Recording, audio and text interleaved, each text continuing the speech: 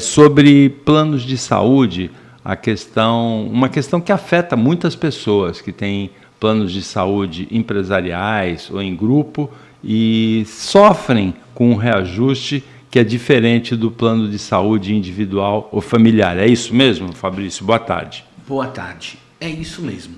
A gente observa hoje em dia que quando a gente fala de plano de saúde, basicamente a gente encontra duas situações.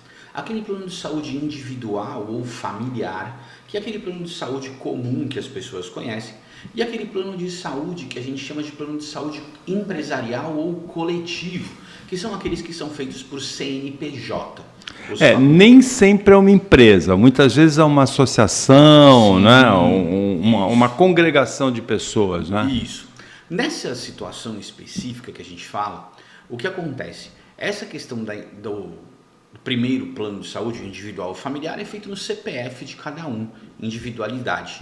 No outro, é feito de uma maneira coletiva. Pois bem, esses planos que são coletivos, regra geral, eles têm mais de 30 pessoas. E quando eles têm mais de 30 pessoas, eles têm uma força muito grande perante a empresa plano de saúde. Mas o que muda numa coisa com a outra? Basicamente, o que muda é a questão do preço. Isso é que é muito importante a gente entender. Quando a gente vai assinar um plano de saúde familiar ou individual, o preço dele começa sendo um pouco mais caro. Só que esse plano familiar individual, ele tem toda a proteção do Código de Defesa do Consumidor, ele tem toda a proteção das regras da ANS e, portanto, os aumentos são controlados. Quando a gente fala do plano de saúde os aumentos são ditados. Controlados, ou seja, controlados pela própria ANS. Então a gente fala, por exemplo, que a inflação aumentou 5%. O plano de saúde vai ter um reajuste de 5%. De até 5%. Isso, exatamente. Quando a gente fala dos planos de saúde empresariais ou coletivos, os planos que são feitos através de CNPJs, MEIs e por aí vai, esses planos, num primeiro momento, eles são extremamente atraentes, porque eles são mais baratos. Todavia, quando essa situação vai passando o tempo, no primeiro ano, depois de completar, quando o plano faz aniversário, a gente já começa a ver um problema acontecer. Porque os reajustes não são controlados pela ANS. O reajuste é feito pelas leis de mercado.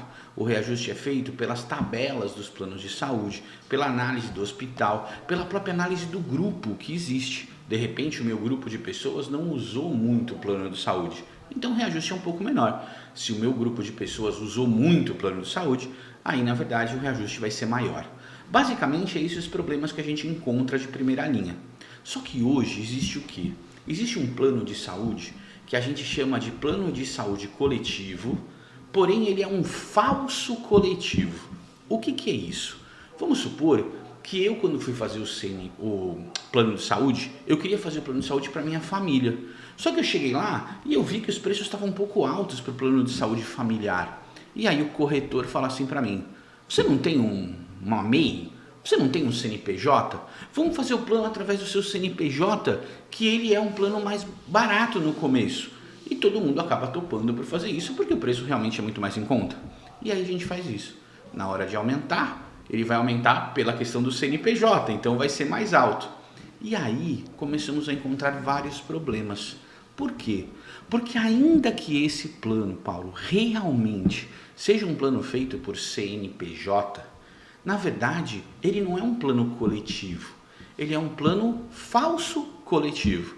Por quê? Porque, na verdade, ele foi feito para poucas pessoas, ele não foi feito para muitas pessoas. Então é aquela história, abre uma MEI, põe o seu pai, põe a sua mãe, põe o filho, e aí fica um número pequeno de pessoas.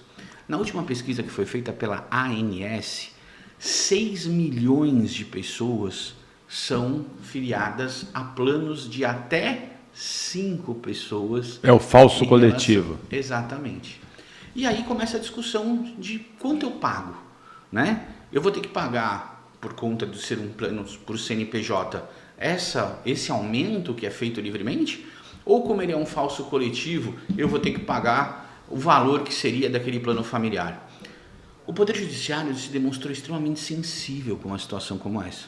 E aí acabou reconhecendo que, efetivamente, quando nós temos esse plano falso coletivo, além de reduzir os valores do plano, também existe a possibilidade de daquilo tudo que você pagou a mais nos últimos 3 anos, você receber de volta. Para mais de 3 anos, não. Para mais de 3 anos não, porque existe a prescrição.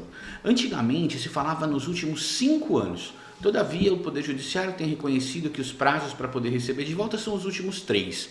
E aí, então, a gente tem 3 anos específicos em relação a isso. Já há jurisprudência sobre isso? Sim, o STJ, inclusive, já tem posicionamento firme.